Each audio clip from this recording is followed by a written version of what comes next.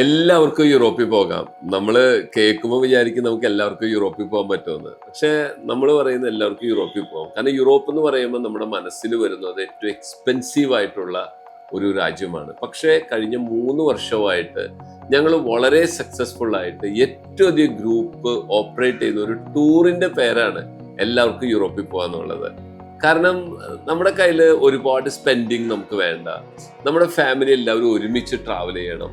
നമുക്കത് അഫോർഡബിൾ ആയിരിക്കണം. ഇതെല്ലാം ഒത്തിണങ്ങണം.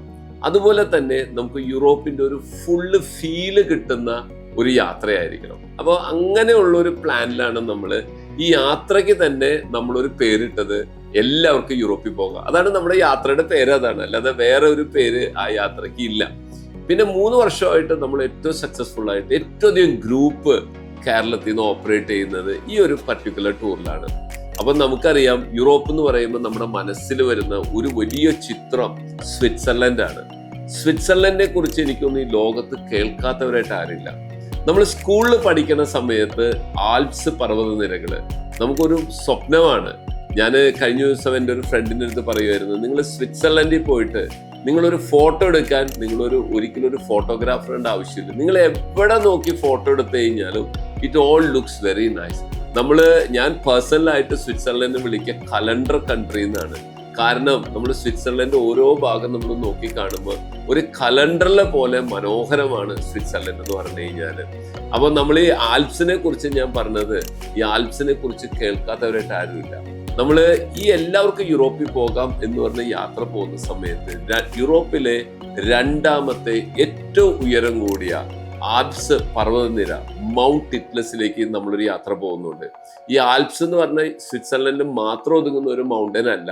അത് ശരിക്കും പറയുകയാണെങ്കിൽ അതിന്റെ മെജോറിറ്റി എന്ന് പറയുന്നത് ഇറ്റലിയിലാണ്.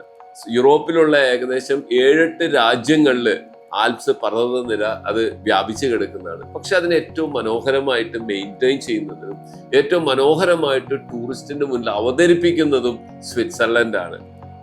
അതിന് മനോഹരം എന്ന് പറഞ്ഞാൽ പറ്റില്ല. നമ്മളത് പോയി കണ്ടാൽ മാത്രമേ നമുക്കത് കൃത്യമായിട്ട് മനസ്സിലാകുകയുള്ളൂ. സ്വിറ്റ്സർലൻഡിലെ ഏകദേശം 5000 കേബിൾ കാറുകളുണ്ട്. സ്കീ ലിഫ്റ്റും കേബിൾ കാറെല്ലാം 5000 ഉണ്ട്. സ്വിറ്റ്സർലൻഡിന്റെ ടോട്ടൽ വലിപ്പം എന്ന് പറഞ്ഞു കഴിഞ്ഞാല് കേരളത്തിന് അത്ര മാത്രമേ ഉള്ളൂ. 40,000 സ്ക്വയർ കിലോമീറ്ററേ ഉള്ളൂ. 90 ലക്ഷം ജനങ്ങൾ മാത്രമേ സ്വിറ്റ്സർലൻഡിലുള്ളൂ. ലോകത്തിലെ ഏറ്റവും ബെസ്റ്റ് ആയിട്ടുള്ള നമ്പർ 1 ആയിട്ടുള്ള പബ്ലിക് ട്രാൻസ്പോർട്ട് സിസ്റ്റം ഉള്ളത് സ്വിറ്റ്സർലൻഡിലാണ്. അപ്പൊ നമ്മൾ പറയുമ്പോൾ ഏറ്റവും ബെസ്റ്റ് ട്രാൻസ്പോർട്ട് സിസ്റ്റം എന്ന് പറയുമ്പോൾ തന്നെ നമ്മൾ മനസ്സിലാക്കണം, ഏറ്റവും കുറഞ്ഞ പൊല്യൂഷൻ ഉള്ളതും സ്വിറ്റ്സർലൻഡിലാണ്. കാരണം എന്താണ്, അധികം പേരും നമ്മൾ പ്രൈവറ്റ് വെഹിക്കിൾസ് ഉപയോഗിക്കാൻ സ്വിറ്റ്സർലൻഡിൽ താല്പര്യപ്പെടുന്നില്ല. കാരണം പബ്ലിക് ട്രാൻസ്പോർട്ട് സിസ്റ്റം അത്ര എഫിഷ്യന്റ് ആണ്. ഈ മൗണ്ട് ഇറ്റ്ലസിൽ ആൽപ്സ് പർവ്വതനിരയിൽ നമ്മൾ പോകുമ്പോൾ 2 കേബിൾ കാറാണ് നമ്മൾ ഉപയോഗിക്കുന്നത്. ഒന്ന് ഒരു 6 പേർക്ക് ഇരിക്കാവുന്ന നമുക്കൊരു കേബിൾ കാർ. അത് കഴിഞ്ഞ് ഒരു 6000 അടി ഹൈറ്റിൽ ചെല്ലണ സമയത്ത് പിന്നെ അവിടെ നിന്ന് അങ്ങോട്ട് ലോകത്തിലെ ആദ്യത്തെ 360 ഡിഗ്രി തിരിയാവുന്ന ഏറ്റവും സ്ലോവിൽ ഇങ്ങനെ കറങ്ങി നമുക്ക് ആൽപ്സ് പൂർണ്ണമായിട്ടും കണ്ട് ആസ്വദിക്കാൻ പറ്റുന്ന കേബിൾ കാറിലാണ് നമ്മൾ ഇതിന്റെ ടോപ്പിലേക്ക് നമ്മൾ പോകുന്നത്. അത് വലിയൊരു എക്സ്പീരിയൻസ് ആണ് നമുക്ക്. ഇനിയിപ്പോൾ നമ്മൾ അതിന്റെ ടോപ്പിൽ ചെന്ന് കഴിഞ്ഞ് കഴിഞ്ഞാൽ നമ്മൾ വേറൊരു ലോകത്തിലേക്കാണ് നമ്മൾ എൻ്റർ ചെയ്യുന്നത്. നിറച്ച് സ്നോ ആയിരിക്കും, നല്ല രസമാണ്. അപ്പം നമ്മളിൽ ചില സീനിയർ സിറ്റിസൺസ് ഉണ്ടെങ്കിൽ അവർ പറയും, അയ്യോ ഈ സ്നോയിൽ പോയി കഴിഞ്ഞാൽ നമുക്ക് പ്രശ്നമില്ല, യാതൊരു പ്രോബ്ലം ഇല്ല. കാരണം എന്തുവാണ്, നമ്മൾ ഈ സ്നോയിലേക്ക് ഇറങ്ങി അടുത്ത നിമിഷം നമുക്ക് തോന്നുവാണ് വേണ്ട, എനിക്ക് നോർമൽ ടെമ്പറേച്ചറിലേക്ക് വരണമെന്ന് തോന്നിക്കഴിഞ്ഞ് കഴിഞ്ഞാൽ തൊട്ടടുത്ത് തന്നെ നല്ലൊരു ബിൽഡിംഗ് ഉണ്ട്. നമ്മൾ 1 മിനിറ്റ് നടന്നു കഴിഞ്ഞാൽ നമുക്ക് അതിൻ്റെ ഉള്ളിൽ കയറാം. It's like our hotel room.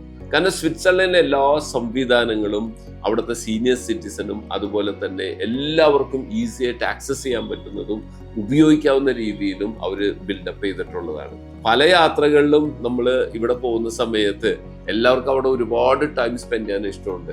പറ്റുന്നിടത്തോളം നമ്മൾ ലഞ്ച് കൊടുക്കുന്നതും ഈ ആൽപ്സിന്റെ ടോപ്പിൽ വെച്ചിട്ടായിരിക്കും നമ്മൾ പല യാത്രകളിലും നമ്മൾ ചെയ്യുന്നു. ഒന്നില്ലെങ്കിൽ നമ്മൾ അതിന്റെ ടോപ്പിൽ തന്നെ വെച്ചിട്ട് നമ്മൾ റെസ്റ്റോറൻറ്റിൽ നമ്മൾ ലഞ്ച് കൊടുക്കും. അല്ലെങ്കിൽ നമ്മൾ കുറച്ച് ദൂരം ഇറങ്ങി വന്നിട്ട് ആൽപ്സിൽ നിന്ന് കംപ്ലീറ്റ് ആയിട്ട് ഇറങ്ങി പോരുന്നതിന് മുമ്പ് തന്നെ നമുക്കൊരു സ്ഥലമുണ്ട്, നമ്മൾ അവിടെ വെച്ചിട്ടായിരിക്കും ലഞ്ച് നമ്മൾ കൊടുക്കുന്നത്. അപ്പൊ ആ സമയത്തും നിങ്ങൾക്ക് ഈ ആൽപ്സ് കാണാൻ വേണ്ടിയിട്ട് സാധിക്കും. അപ്പോൾ എല്ലാവർക്കും യൂറോപ്പിൽ പോകാന്ന് പറഞ്ഞു കഴിഞ്ഞാൽ ഞാൻ നേരത്തെ പറഞ്ഞ പോലെ ഏറ്റവും കുറഞ്ഞ കോസ്റ്റില് അതേപോലെ തന്നെ നിങ്ങൾക്ക് യൂറോപ്പിന്റെ മനോഹാരിത, സ്വിറ്റ്സർലൻഡിന്റെ ആൽപ്സ് പൂർണ്ണമായിട്ട് എൻജോയ് ചെയ്യാനും ഈ യാത്രയിൽ സാധിക്കും.